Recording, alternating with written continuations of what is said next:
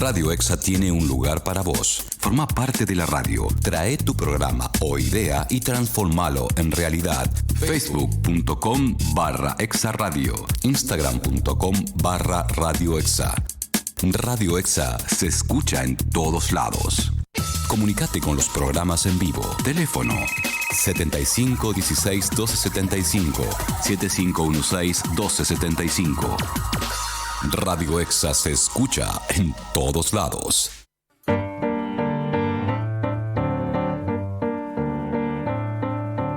Via, via, vieni via di qui. Niente più ti lega a questi luoghi, neanche questi fiori azzurri. Via, via, neanche questo tempo grigio, pieno di musica e di uomini che ti son piaciuti. It's wonderful, it's wonderful, it's wonderful. Good luck, my baby, it's wonderful, it's wonderful, it's wonderful. I'd remove you, chips, chips. Da-ti-do-di-do, chi-boom, chi-boom-boom. Da-ti-do-di-do, chi-boom, chi-boom-boom. Da-ti-do-di-do. Via, via, vieni via con me. Entra in questo amore buio, non perderti per niente al mondo. Via, via, non perderti per niente al mondo. Lo spettacolo d'arte varia di uno innamorato di te. It's wonderful, it's wonderful, it's wonderful.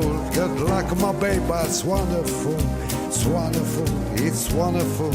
I dream of you, chips, chips, chips. Da-ti-do-di-do, chi-boom, chi-boom-boom. Da-ti-do-di-do, chi-boom, chi-boom-boom. Da-ti-do-di-do.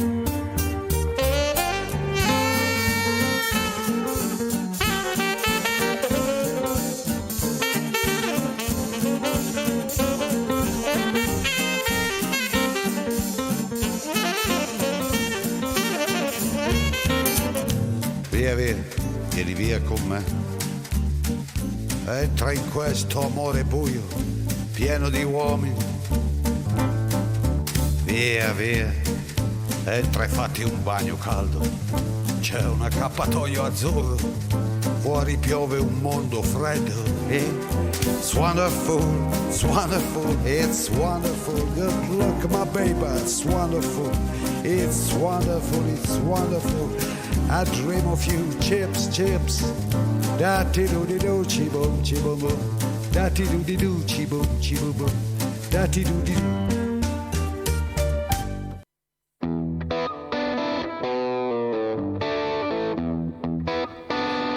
Buenas noches, esto es la continuidad de Radio Exa, estamos en Elementales de Montón.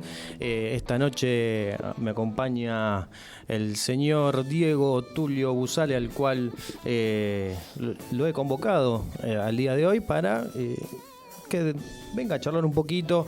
Él, para comentarles, es contador, pero también es filósofo, así que navegando en varias aguas estaremos en el día de hoy, un día que tuvimos la buena noticia la mañana de un hecho deportivo, al cual, si bien esto no es un programa deportivo, no podemos escaparnos. Es un hecho muy importante, el pase de Argentina en el básquet a la semifinal de un mundial de básquet que se está jugando en China. Pero no tan solo por el hecho de pasar a una semifinal más en un deporte colectivo, sino lo que implica la cultura del básquet, lo que implica el mensaje que nos deja esto, es el trabajo que viene haciendo hace tantos años el seleccionado argentino de básquet, no tan solo en su etapa profesional, en su etapa de desarrollo competitivo, sino en la formación de juveniles y cómo van generando una cultura. Yo me acuerdo cuando era chico existía lo que era el premini, el mini básquet, viajes de intercambio entre los clubes, los padres recibían a chicos, todo un trabajo de una comunidad muy linda, muy interesante, que ahora se ve en un trabajo de equipo en el cual todos son importantes, con un abanderado gigante que es Escola. Logra ser en este siglo el único equipo que pasa a una semifinal de un mundial de básquet sin ningún jugador NBA. Eso es un detalle impresionante. Y y me ponía a analizar cómo Argentina es tan fuerte en deportes colectivos, porque además del básquet está lo que hicieron en las Olimpiadas pasadas, por ejemplo, los leones en el hockey, las leonas en el hockey femenino, el fútbol, que con todas las aristas y con todos los problemas que tenemos, no podemos dejar de negar de que hasta hace 5 años salimos subcampeones del mundo y seguimos generando material en esta cuestión. Y como Argentina, siendo un país a primera fase individualista, y acá te abro, Diego, como siendo tan individualista tenemos tanto éxito en lo colectivo. ¿En qué punto es en el que nos perdemos como sociedad y lo ganamos como deporte? Buenas tardes para todos, gracias Ariel por la invitación. Pero bastante interesante esta reflexión que haces en esta introducción. El ser colectivo es fundamental en un equipo. El equipo vendría a reunir esa suerte de unidad de lo múltiple. Esa idea de unidad está totalmente, digamos, perfeccionada en lo que es la idea de equipo. Cada uno tiene su rol, su función claramente distinguida. Todos reconocen al otro en su función y su rol. En efecto, hay una unidad colectiva y eso tiene sus destinos, sus fines, sus objetos.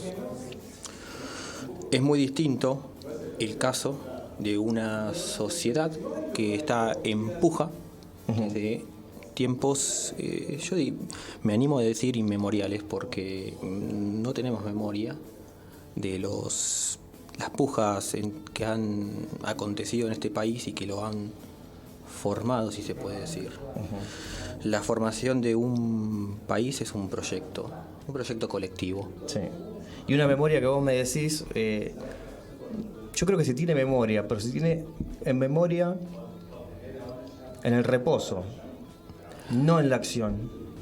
O sea, nos acordamos, teníamos que haber hecho, o en X momento se vivía de mejor forma, o cometimos errores históricos en este momento. Pero en el momento del accionar, el error fue claro, constante y no hubo un repaso histórico. ¿Cómo se hace como para... ¿Cuál es la herramienta que podemos generar como sociedad para no volver a caer en ese tipo de cuestiones? Porque claramente ahora estamos en una situación de crisis, y no tan solo una crisis económica, hay una crisis de valores muy importante. No sé cómo la estás viendo vos en ese sentido hoy, la actualidad. Bueno, la cuestión de la memoria es importante traerla a colación. La memoria, en primer lugar, es una categoría subjetiva. Es una categoría que parece acabar en la proyección de la persona. Sin embargo, está también la idea de historia. El país que tiene una historia, obviamente siempre en la historia hay interpretaciones, los hechos no son en sí, las interpretaciones proliferan. Por eso se dice desde los ámbitos históricos que en general una ciencia bien organizada en términos históricos existe la puja entre una buena subjetividad y una mala subjetividad. Generalmente en la historia se reconoce en los historiadores cuando se hace una buena subjetividad y una mala subjetividad. Esa es la cuestión histórica. Ahora, si los argentinos, nosotros, hemos perdido el horizonte de un proyecto de unidad nacional, es evidente que eso, como vos decías hace un rato, en el equipo se ve esa unidad. Sí. En la sociedad argentina no. Parece ser que hay una suerte de desgarramiento originario que no se ha podido reconciliar, por decirlo de una manera. Sí. Y ese desgarro es histórico, es contingente si se puede recuperar en términos de memoria o no, sí, pero es una cuestión histórica. Se puede decir que hay una grieta también mayor, ya que está de moda la grieta. Así es. Hay una grieta superior, es una grieta que porque ahora la grieta está entre... Lo venimos charlando mucho en estos programas, entre peronistas, entre peronismo y antiperonismo. El radicalismo prácticamente se fue erosionando, se fue dilatando con el paso del tiempo y tomó mucha fuerza lo que es el peronismo y como antítesis el gorilismo, antiperonismo o como se vea, como se pueda llegar a denominar en estos tiempos. Pero hay una grieta superior, o sea, hay una grieta que está entre la gente del llano, al fin y al cabo, y la gente que termina orientando el rumbo de un país. Pero me parece que esa es una grieta que vos me sabrás explicar o comentar que viene de antaño, no tan solo de federales o unitarios, sino desde antes también. Se reconoce dentro de los ámbitos históricos cuando se ha logrado esa famosa revolución de los hombres de mayo, en que digamos que había dos modelos enfrentados y eso ha devenido en llamarse unitarios por un lado, federales por el otro. Cada uno defendía un modelo de país. El unitario generalmente tenía una connotación centralista de la decisión política y la ejecución de la política nacional, mientras que los federales reconocían la autonomía de las provincias, digamos que son las divisiones en las que se ha dividido el país. Y lo que hablabas también de las subjetividades. Y lo que hablan de las subjetividades. En un país que se considera federal, o que han triunfado los federales por sobre los unitarios en aquel entonces, así es. Nos encontramos con una realidad que tiende más a ser unitaria que federal.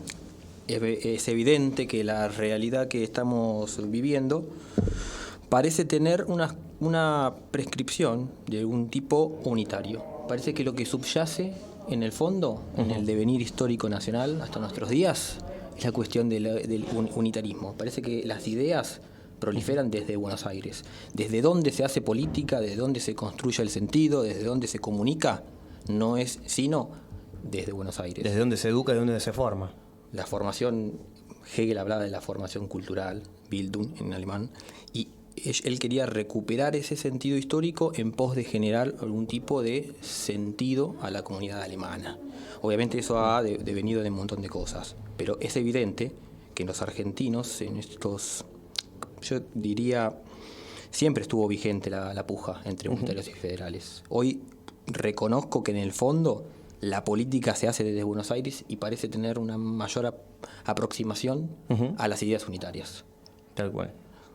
Sí, eso, bueno, lo que recién comentábamos. Te comento algo más. Sí. Esta idea de la grieta es un término que se ha utilizado acá en Argentina.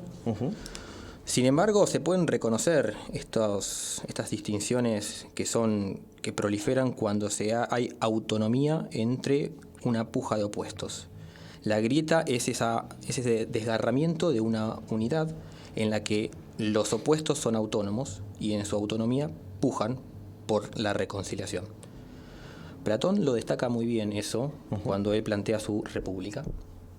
En la república básicamente se piensa un proyecto político en donde los filósofos serían quienes gobiernan y sin embargo ese modelo ideal, por decirlo así, está llamado a desaparecer porque la política se mete en el mundo de lo sensible siempre, así como emerge, perece, y se van generando ciertas distorsiones de ese gobierno ideal, que podríamos hoy pensarlo como un gobierno ideal de corte monárquico, se podría decir, o incluso de una aristocracia que está conformada por los filósofos. Ellos serían los más capaces para gobernar, puesto que pueden ver la idea que está detrás de las cosas, pueden ver el ser y la esencia de las cosas y pueden predecir los acontecimientos. Pero cuando eso declina por ciertas nociones que no tengo necesidad ahora de desarrollarlas, van a ir proliferando otros tipos de gobiernos. Después de la aristocracia se pierde el sentido ideal y se confunde con lo sensible y aparece lo que se puede denominar una timocracia. Este es el deseo de honores y veneración. Una timocracia. Típico de Esparta, ¿viste? Los espartanos querían de una manera imponer su dominio en pos de recibir a cambio los honores y digamos, quedarse en ese tipo de gobierno. Y te lo traigo a la actualidad. Perfecto. Si vos analizás, a ver, lo que es esta actualidad política, digamos, o mejor dicho, a quien le toca manejar el Estado en el día de hoy. ¿Cómo lo analizás? Por ejemplo, antes mencionábamos el tema del poder de lo discursivo de este gobierno. ¿Cómo ves el tema discursivo? Yo, siempre veo el tema de decir, cómo el tratarte de igual a igual, ¿viste? Utiliza mucho el vos, al bajarte al cara a cara, a un intercambio de iguales, pero siempre individual. Es muy extraño que apunte a lo colectivo. ¿Cómo lo ves vos? Si te significa algo o si es solamente una cuestión de casualidades. A mí me parece que este gobierno ha, digamos, desarrollado en demasía, se podría decir así, la idea de comunicación. Es un buen comunicador el gobierno. Este gobierno cree que gobernar es comunicar. ¿Y pensás que comunica bien? Me parece que los fines para ellos es comunicar y no otra cosa. Ahora, si es bien y mal, bueno, aparentemente los resultados electorales de 2017 les sirvieron un poco. Digo, ha ejercido de algún modo este imperio de la palabra, por decirlo así, en modificar, digamos, las decisiones inmediatas de su pueblo. Si es que se puede hablar de pueblo, porque ellos no le hablan al pueblo. Ellos hablan individualmente, como vos decías hace un momento. Vos esto, vos lo otro. Sí. Es como que en todo estás vos. En todo estás vos, es el lema. Sí. Entonces, como ellos evidentemente despliegan un discurso en el que se presupone lo individual por encima de todo lo demás, que puede entenderse ahí como lo colectivo. Sí, y que se frenó bastante en su momento con el tema de la meritocracia. Creo que en los primeros 2 años funcionó como casi eslogan o modus para gobernar o para estimular a la gente a través de la meritocracia, pero después el devenir de la economía o la crisis en la que estamos hizo que se frene. Evidentemente ellos han fomentado ese tipo de discurso meritocrático, donde el esfuerzo individual es lo que impera a la hora de definir quién es quién. Claro. ¿Quién es quién? ¿Quién es quién en este mundo, en este país?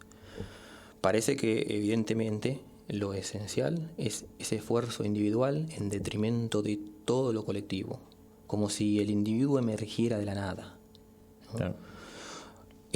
Nosotros podemos, si querés, repasar un poquito la emergencia de lo individual. Yo considero que el individuo emerge cuando hay una colectividad plenamente lograda que se empieza a romper y empieza a declinar. O sea, lo que también se decía, vos me dirás quién, que el hombre empieza a ser cuando está en comunidad. El hombre no es hombre sino en comunidad. O sea, y esa separación, esa... no encuentro la palabra, pero al apuntarte siempre a lo individual, evidentemente se deja fuera lo colectivo. Evidentemente no se considera lo colectivo. Parece que lo colectivo es algo superado, algo que es anticuario, algo que ya fue, diríamos hoy, entre nosotros, en un sentido un poco más criollo, popular. Claro.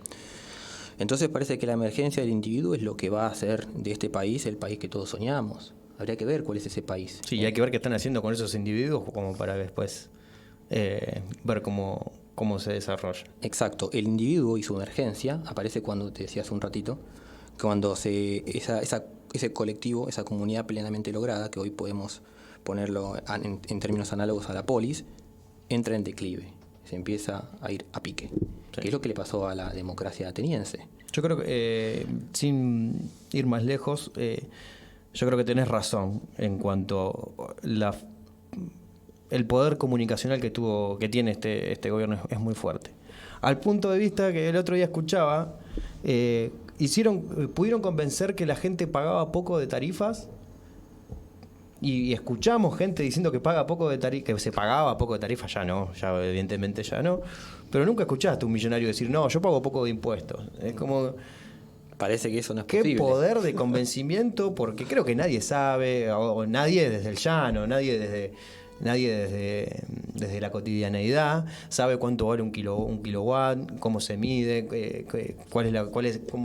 cuánto puede salir un metro cúbico de agua o cómo se mida, pero sin embargo no pagamos nada. Ok, ¿qué es nada? Totalmente, mirá. Algo estabas pagando, evidentemente. Evidentemente. Y sin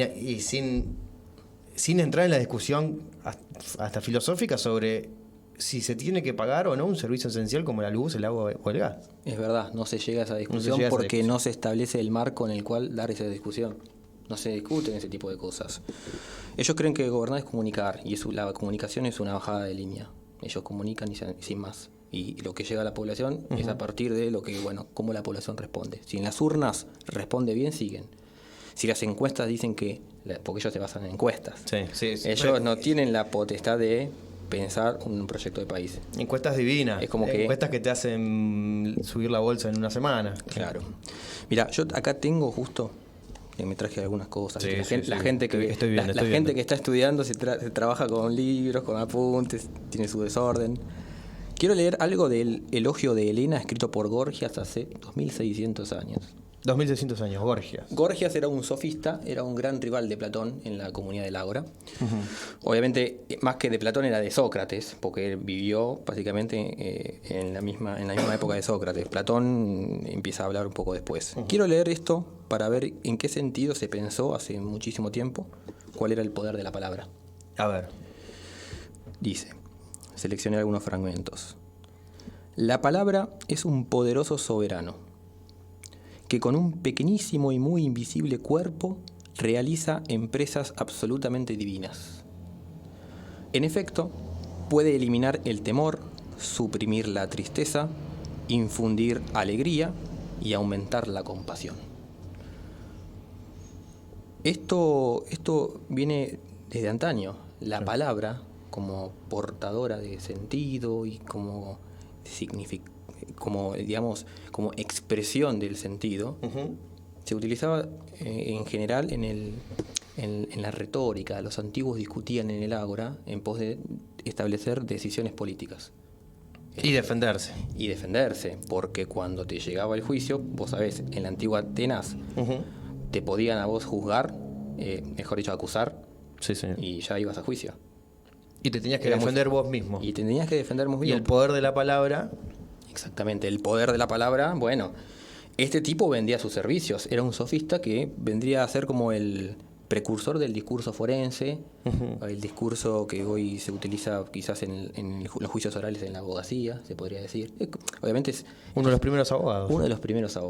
Mira, vendría a ser este tipo. Hablando de abogados, ya le paso la propaganda para el próximo programa. Vamos a tener a Eugenio. El señor Eugenio Rey, que es un secretario de un juzgado penal, que lo vamos a tener acá porque queremos hablar de justicia.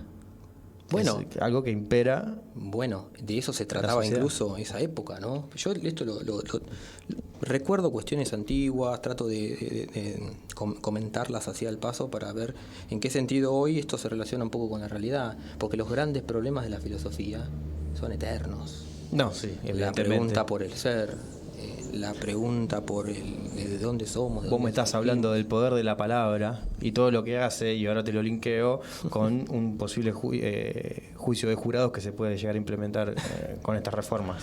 Bueno, este ejemplo puede servir y puede ser muy útil para pensar cómo eran los juicios en la antigüedad. Quizás Eugenio va a tener un poquito más de... No, bueno, sí, evidentemente. De conocimiento al respecto, pero vos sabés, por ejemplo, en el caso de la Apología de Sócrates, que es un diálogo de Platón, el más antiguo, aparentemente es el primer diálogo que ha escrito, se manifiesta la defensa que hace justamente la Apología, la hace Sócrates y se defiende a sí mismo. Muchos sofistas como Gorgias le habían ofrecido sus servicios, pero Sócrates quiso defenderse solo a partir de él mismo. Él ha argumentado y en su defensa, y el juicio, que era como un juicio por jurados, levantaba por sí o por no la defensa, la absolución o el castigo a quien se expedía en esa suerte de ritual que se hacía en Atenas. El punto acá es el siguiente. El tipo, en este caso Sócrates, se defendió con argumentos. Argumentó. El punto es que, bueno, él argumentaba, pero no todos eran como Sócrates, no todos se podían pagar a un logógrafo o un sofista para que le escriba un discurso y se defienda en términos argumentativos para que el jurado le diga, estás afuera. O sea, si no tenías el poder de la palabra para defenderte, te tenías que defender a vos mismo, estabas prácticamente al horno. Estabas en el horno, pero tenías un recurso, el recurso del llamado a la compasión. Invitaban a su familia y se ponían a llorar. Invitaban a, miren, estos son mis hijos, no me castiguen, no puedo dejar a mi familia sola, ¿qué será de ellos? Eran ese tipo de cosas. ¿Por qué? Porque la palabra no la tenían. Y bueno, si no tenés el poder de la palabra, prepárate para humillarte y rebajarte a otras cosas. Pero si quizás zafabas. Por la compasión, el jurado quizás te daba la derecha y zafabas. Ahora, hoy día, en un juicio por jurados, yo no sé cuánto podrá aportar ese jurado, quiénes serán, en qué sentido defenderán a uno en otro, qué utilizarán para guiar sus definiciones. ¿Quiénes componen el jurado? Creo que ahí está la principal clave. ¿Se basarán en emociones o en argumentos? Por un tema casi aristocrático, elegir a quien pueda condenar a otro. Es un tema bastante pesado. Bastante pesado. Así es. Que bueno, evidentemente vos hoy venís a poner tu pata filosófica, pero la próxima tenemos una pata técnica, también argumentada también desde la filosofía seguramente también. Una cosa que me motivaba también preguntarte es, ¿cualquier persona puede filosofar? Bueno, mira, la filosofía siempre exige cierto rigor en cuanto a no tomarse las cosas como mera opinión y no tomarlas como que valen por sí. Cualquier pensador... Yo creo que la posibilidad de hacer filosofía está en todos. Está en todos. Porque es como si la persona reúne las condiciones por ser persona del filosofar. Lo que pasa es que hay instancias que animan al filosofar. Obviamente este mundo ha tenido diversas civilizaciones, en unas ha proliferado más que en otras. Y habría que estudiar cuáles son las condiciones que han hecho posible que se hayan desplegado. ¿Borges te parece filósofo? Sí, Borges es un filósofo. Y él se decía que no. Él decía que no se reconocía de esa manera. No se conocía como tal. Se reconocía quizás como un poeta o algo así. Otro caso así es alguien que siempre lo dice, vos haces filosofía y suele decir que no, pero bueno, es casi automático a todo halago. Es Dolina, otra persona que siempre lo interpela a todo el mundo y le dice, pero bueno. Hemos tenido filósofos en Argentina. Veo que has traído material. Traje material, acá tengo a Carlos Astrada, un filósofo argentino que ha sido... Pero con esto de que yo te digo, cualquiera puede filosofar, te voy a pasar un temita. Bueno, dale. De José Larralde, que se llama ¿Quién me enseñó? Que creo que habla de alguna cosita como esta, así que... dado que ya son y 32, hacemos el corte a la mitad. Pasa muy rápido. Sí, nos pasamos unos minutitos, pero bueno, cuando Fede tenga el temita salimos con Don José Larralde, ¿Quién me enseñó?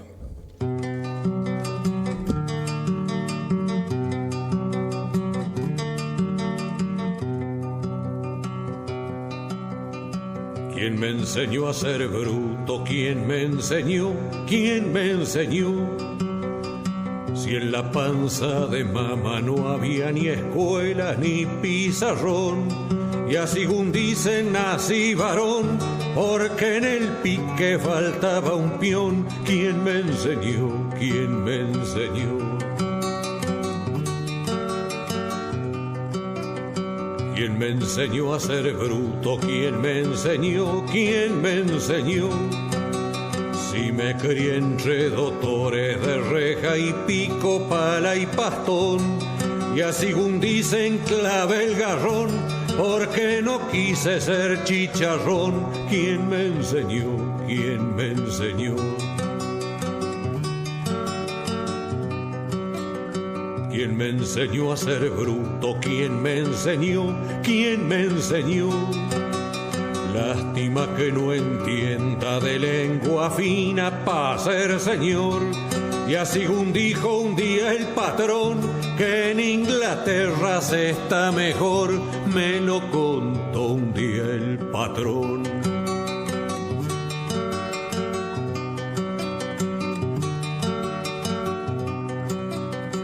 ¿Quién me enseñó a ser bruto? ¿Quién me enseñó? ¿Quién me enseñó a ser tan revirado y a no aguantarle la procesión? Será por sabio que no entendió que el hambre engorda solo al que hambrió. ¿Quién me enseñó? ¿Quién me enseñó? Sé que soy hueso y carne, alma y conciencia, pueblo y sudor. Con eso ya me alcanza pa' ser un bruto que alza la voz, sin más motivo que la razón del que no quiere ser chicharrón. ¿Quién me enseñó? ¿Quién me enseñó? ¿Quién me enseñó a ser bruto? ¿Quién me enseñó? ¿Quién me enseñó? Si en la panza de mamá no había ni escuela ni pizarrón, y así según dicen nací varón, porque en el pique faltaba un peón. ¿Quién me enseñó? ¿Quién me enseñó? ¿Quién me enseñó? ¿Quién me enseñó? ¿Quién me enseñó?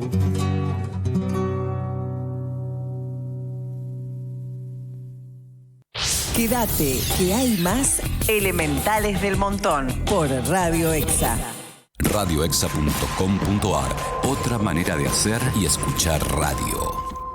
73 remeras. Arte y ocio en sublimación. Búscanos en Facebook, @73. También al 11 30 64 73 73. 73 remeras. Casa San Cayetano, Polirrubro, Maxi Kiosco, Callao 204, La Tablada. Casa San Cayetano, 20 años en la zona. Electro Arieta, electricidad, iluminación, Arieta 1382, Villa Luzuriaga.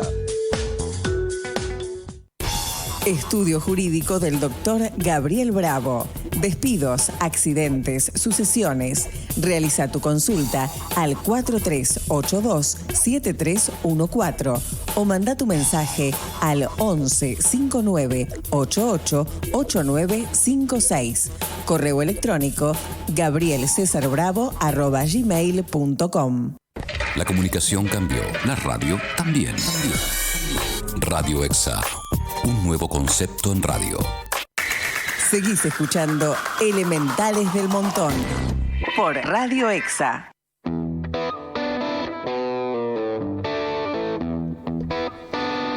Bueno, seguimos en Radio Exa, Elementales del Montón. Hoy estamos comentando que el elemental del día es Diego Tulio Busale, que es un elemental más del montón del oeste, vive acá nomás, es de Ramos Mejía, se ha criado por Lomas del Mirador, es un hincha velezano.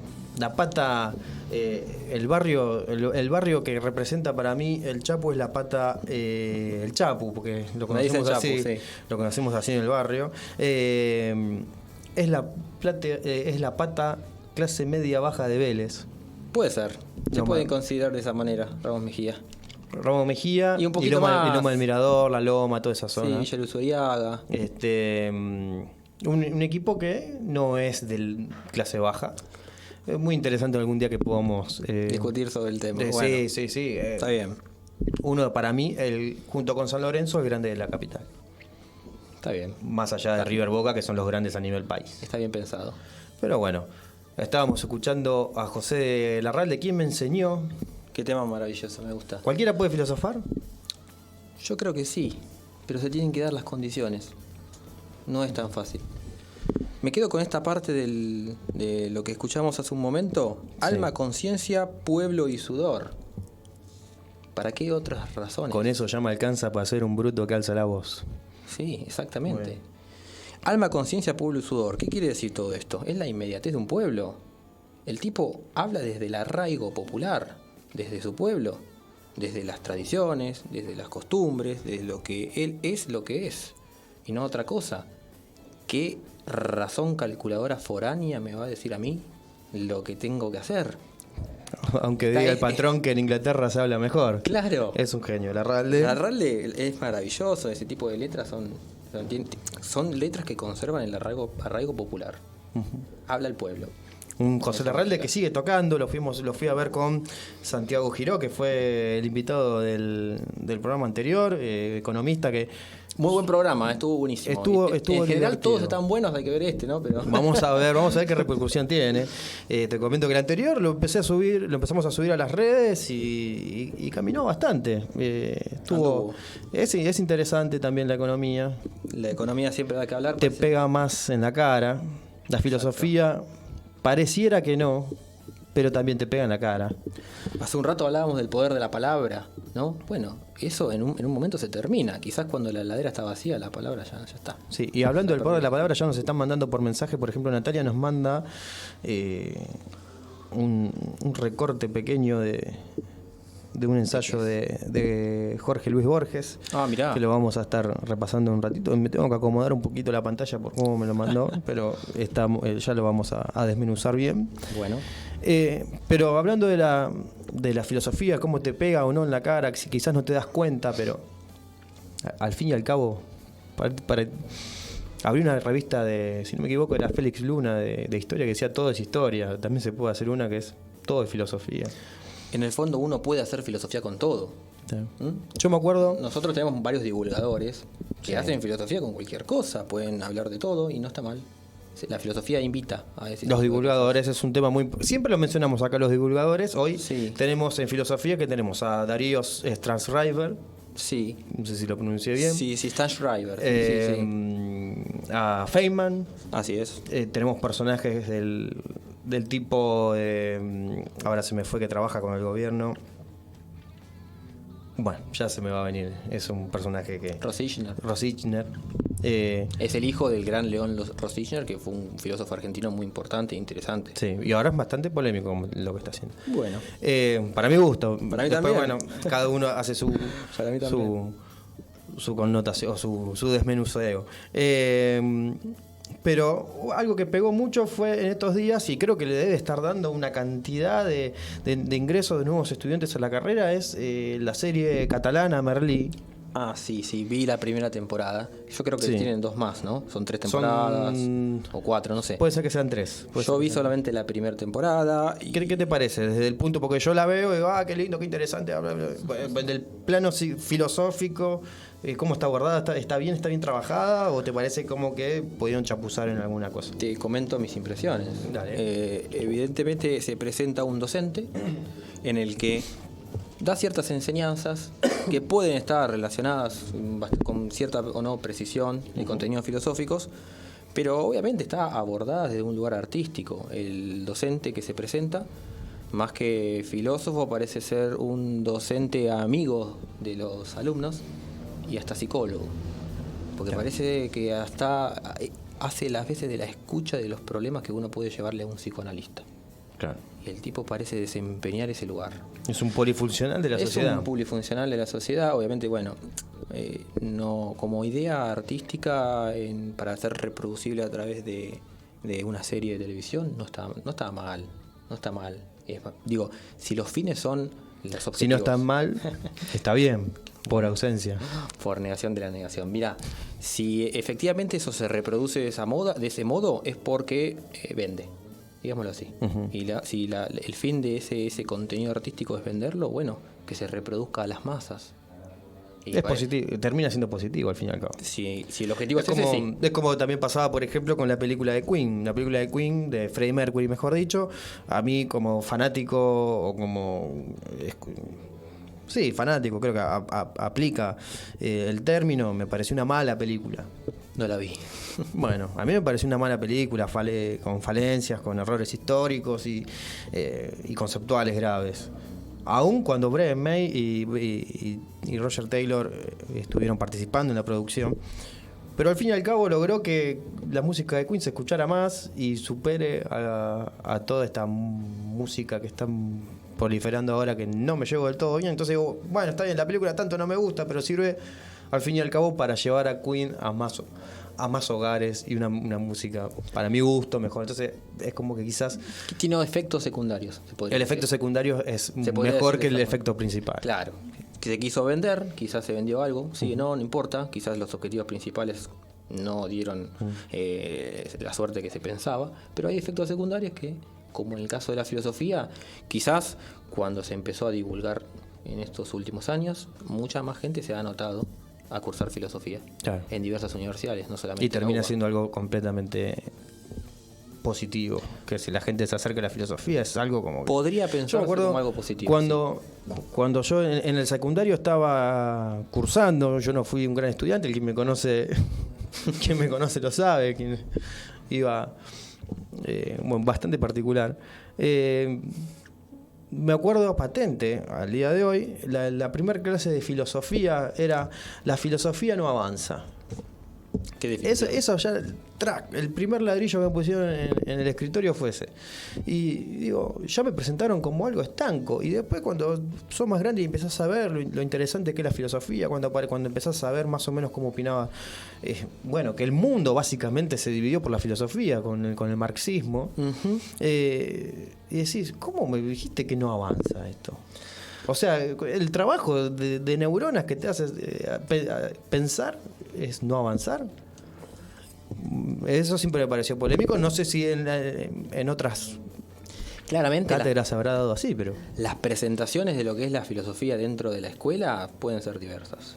La experiencia que yo he tenido en general se la presentó como si fuese la madre de todas las ciencias, uh-huh. Amor por la sabiduría, que es una suerte de definición que a mí no me gusta, uh-huh. Porque quiere reparar en la cuestión analítica de filosofía, sí. Pero en realidad debería ser traducido mucho mejor como aspiración al saber. Vos sabés que los pitagóricos fueron los primeros que se definieron a sí mismos como filósofos, porque estaba la cuestión de la aspiración al saber. Y la aspiración al saber, ¿cómo puede ser estanca? Sí. ¿Cómo puede ser la aspiración? Tenés que estar avanzando todo el tiempo. Sí, o tiene una energeia, diría Aristóteles. Bájame la palabra. Energeia vendría a ser como actividad pura, algo que está siempre en movimiento. Ya. ¿Entendés? Que se está siempre conservando en el ser, por decirlo así. Ya. Utilizando palabras, ¿viste?, del rango filosófico. Pero es muy difícil entrar en la definición de la filosofía diciendo que es algo estanco, algo que está ahí y que mucho no puedes hacer. El alumno que recibe semejante mensaje dice, me vas a bajar un contenido que ya está momificado, podríamos decir. Claro, tal cual. Como si fuese una ideología. Que tenga cuestiones de que no... Que tenga cuestiones que no se resuelvan, no quiere decir que sea estanco. Las cuestiones que no se resuelven son las que invitan a pensar un montón de horizontes. Y en mucho sentido, este mundo que tenemos ha sido movilizado por el pensamiento. Se ha pensado todo esto que tenemos ante los ojos, se podría decir, ha sido pensado por alguien. Sí. O la mala interpretación de un pensamiento también. Porque vos tenés el marxismo. Mirá. Y a ver, que alguien me refute, seguramente puedo caer en muchos errores en lo que voy a decir. Cuando escribe El Capital, Marx pensaba que en 8 tomos podía recién terminar de expresar su idea fundamental. Se muere en el tercer tomo, después del tercer tomo. Uh-huh. No llega a haber una crisis capitalista. No como la que conocemos nosotros. No una gran crisis capitalista. Sí. Y no llega a haber un montón de cuestiones que terminan pasando 20 años, 30 años después, 40 años después, históricamente muy cercano, y las interpretaciones que se fueron tomando, después se te abrió el trotskismo, se te abrió el estalinismo, y se termina haciendo toda una ensalada en nombre de algo que quizás eventualmente fue inconcluso, como esquema. Sí, bueno, como denunciar una realidad social y dividir. Sí, evidentemente. Pero como esquema fue bastante complejo. Hay que separar Marx del marxismo. El marxismo es una gran corriente de interpretaciones que pueden entenderse como producto de El Capital de Marx, no del Manifiesto Comunista quizás. Porque el Manifiesto Comunista tiene contenidos que son a rajatabla. Uh-huh. Es decir, separar primero qué es el hombre. Bueno, burgueses por un lado, proletarios. Si no es burgués, es proletario. Si no es proletario, es burgués. Y tiene un contenido, digamos, de bajada de línea para la actividad política. Uh-huh. El Capital es más una crítica a la economía política, como dice su subtítulo. En realidad, Marx pensó una gran obra, solamente pudo publicar en vida la primera parte, que se dice que es el volumen 1, el tomo 1 con 3 volúmenes, creo que se dice así. Y después todo lo demás lo fue recogiendo Engels. Lo fue recogiendo Engels en pos de ser publicado, cosa que sí hizo, pero post-mortem, de Marx. Y si hablamos de publicaciones post-mortem o interpretaciones, no te lo digo, te lo linkeo con, por ejemplo, lo que pasó con Nietzsche. Sí. Con unas publicaciones que él no quería que salgan publicadas, que las tenía su hermana, las termina publicando igual. Contra la palabra de él mismo. Contra la palabra de él mismo. Porque él estuvo en un momento, él ha decaído en una enfermedad y él tenía un montón de escritura porque estaba pensando escribir un libro que se iba a llamar La voluntad de poder. Sí. Ese libro, el que fue reuniendo, tenía una serie de apuntes y nunca los publicó, estaba pensándolo. Terminó el manicomio. Sí, ¿no? tuvo una recaída. A ver, uno cuando no conoce tanto, quizás va como picando un poco de contenido. Cuando lo ve a Nietzsche lo ve como algo más... como que, a ver, por ejemplo, Marx decía que hay que cambiar a la sociedad. Hay una de las tesis a Feuerbach en las que dice: los filósofos se encargaron de interpretar el mundo, pero de lo que se trata es de transformarlo. Claro. Bueno, como que está ese ánimo de transformar, pero en Nietzsche es como que no se puede transformar. Mirá, esos son, como diría Nietzsche, interpretaciones, porque esa es la posta nietzscheana por antonomasia, por decirlo así. Es célebre la idea de que no hay hechos en sí, agregaría, solo hay interpretaciones. Aunque él en realidad en su obra, en la genealogía de la moral, publica: no existen hechos morales, sino interpretaciones morales de los hechos. Es decir, la posta en el fondo es la interpretación. Ahora eso no quiere decir que cualquier interpretación valga lo mismo. Hay buenas y malas interpretaciones de las cosas. Si yo quiero entrar por Nietzsche, ¿por dónde me recomendás? Si querés empezar a leerlo, yo creo que hay que leerlo. Al soberano, digamos. ¿Por dónde comienza? Si querés leerlo, tenés que empezar por hacer un recorrido histórico. Él tuvo una primera etapa que era romántica. Él creía de alguna manera que en los dioses griegos, porque hace un estudio, él era filólogo, en los dioses griegos revelaban cuestiones de ciertos impulsos en los que se manifestaban sus dioses. Sus dioses vendrían a ser los impulsos instintivos configurados en la polis.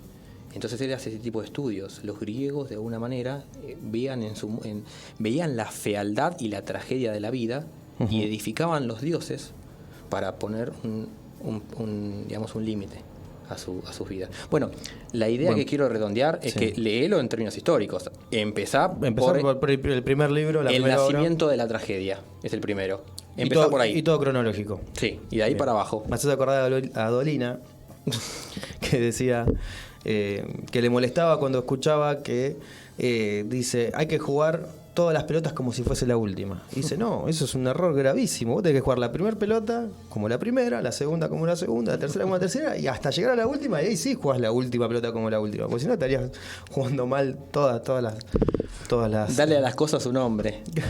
Me parece un razonamiento fantástico y es un error bastante común que se cae en el fútbol. Sos futbolero, pero también sos contador. Sí, soy contador. Fue mi primer carrera. Tu primera carrera fue de ahí, de ser contador. En ciencias económicas. Así es. Un hecho horrible que sucedió hace poco, el atropello de esta agente de tránsito en Palermo por un periodista que terminó en la muerte, un espanto. Sí. Pero lo que me interesaba era preguntarte y a ver cómo lo podemos relacionar en el sentido de que esta persona era monotributista y trabajaba para el Estado. ¿Qué relación de precarización se puede hacer en cuanto a...? Es tremendo, porque el Estado es el que fiscaliza, pero también es el que precariza, lo cual se da una contradicción de sentido total. ¿Cómo puede ser que aquel, que es el sujeto activo, como se suele decir en el mundo del derecho, que tiene la potestad de fiscalizar a su pueblo, a la nación, cómo puede ser que sea el que precariza? Es totalmente contradictorio y un contrasentido, te diría. No, a mí me sorprendió, la verdad que no entendía cómo, porque no es una actividad en la que vos, yo estudio para ser agente de tránsito, salgo y empiezo a trabajar por mi cuenta parando autos, ¿no? Evidentemente. Tienen que autorizar al Estado y el Estado mismo te pone como monotributista. Predica con el ejemplo. No, es bastante complejo. Son 22:54, impresionante. Sí, se pasó muy rápido. Se pasa bastante rápido. Hay un montón de temas que me estoy quedando con ganas de tocar con vos. Algo que te quería comentar cuando hablábamos de Nietzsche, no me quiero que se me vaya, si bien ya no fuimos, que en Italia, Alemania y Argentina son los 3 países más consumidores de Nietzsche. Por eso te preguntaba si te parecía que era un tipo de filosofía media pesimista, por así decir, y tratar de relacionarlo a ver si venía por ese lado el pensar argentino también. En realidad la filosofía pesimista por antonomasia, por excelencia, es la de Schopenhauer, que es el maestro de Nietzsche, el maestro de su alma mater, por decirlo así. En Nietzsche no se ve tantos aires de pesimismo, sino más bien una afirmación de la vida. Es la filosofía de la afirmación de la vida, la de Nietzsche. Uh-huh. Él obviamente no estudiaba ni Hegel, ni Kant, no estudiaba ese canon de la filosofía. Él estudiaba biología. Yeah. Entonces, si Schopenhauer hablaba de una voluntad de vivir que se esconde detrás de las cosas, que toda cosa quiere, en el fondo, manifestar su voluntad de seguir siendo lo que es, Nietzsche decía, en realidad no es eso, no alcanza solamente con una voluntad de vivir, es la voluntad de poder, es apoderarse de lo que es en pos de ser. Y si tengo que pensar en una filosofía nacional, no de nacionalista, sino nacional, ¿qué puedo llegar a encontrar? Mirá, me vine algo así como preparado, se podría decir de esa manera. Tengo acá conmigo, le presento esto a los oyentes, el mito gaucho de Carlos Astrada. Uh-huh. Carlos Astrada fue un filósofo argentino que se le dice como uno de los filósofos de la generación del 20. Él publica este libro en 1947, en momentos en donde el peronismo ya estaba acá en Argentina, ya estaba, digamos, como gobierno. Y se pregunta por la esencia argentina. Él de alguna manera tiene una mirada nacionalista, se podría decir así. Uh-huh. Y si querés... nacionalista encima del 47. Sí, en la época de Ruidero, post-Ruidero. Es el nacionalismo que se identifica con el proyecto de Perón, uh-huh, que tenía que ver con la unidad nacional. ¿A saber?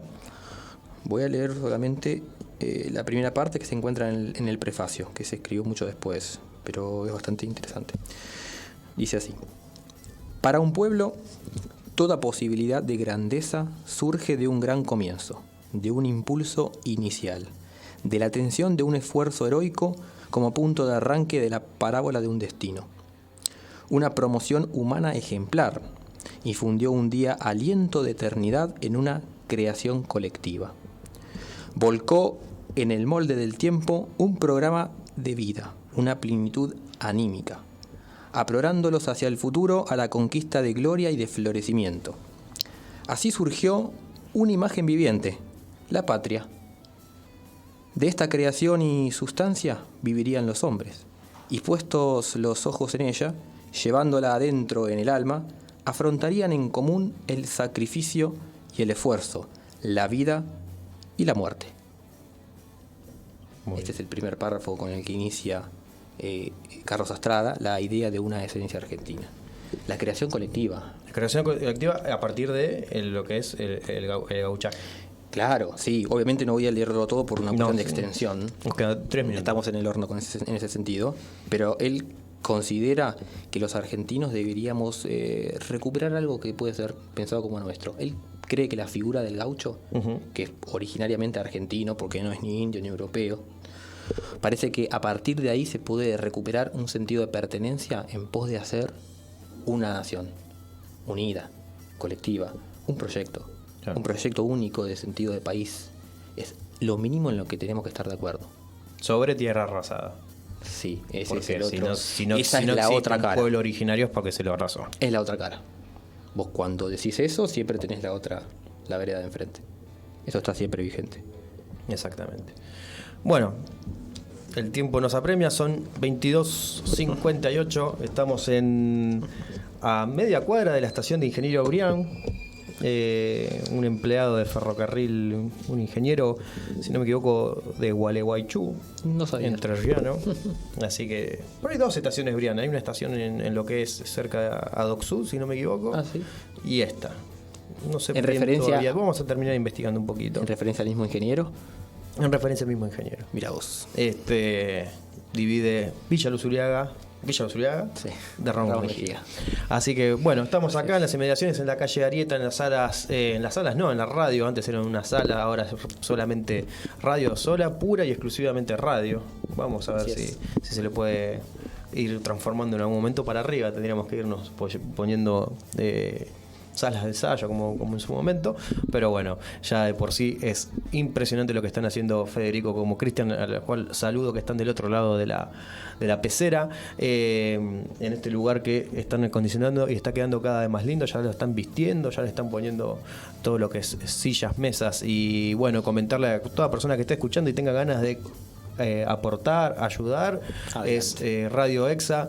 Para comunicarse lo pueden hacer con el correo electrónico, es radioexa2019@gmail.com. Lo terminé adivinando porque no veo un cacho, veo muy mal, tengo que hacer anteojos nuevos.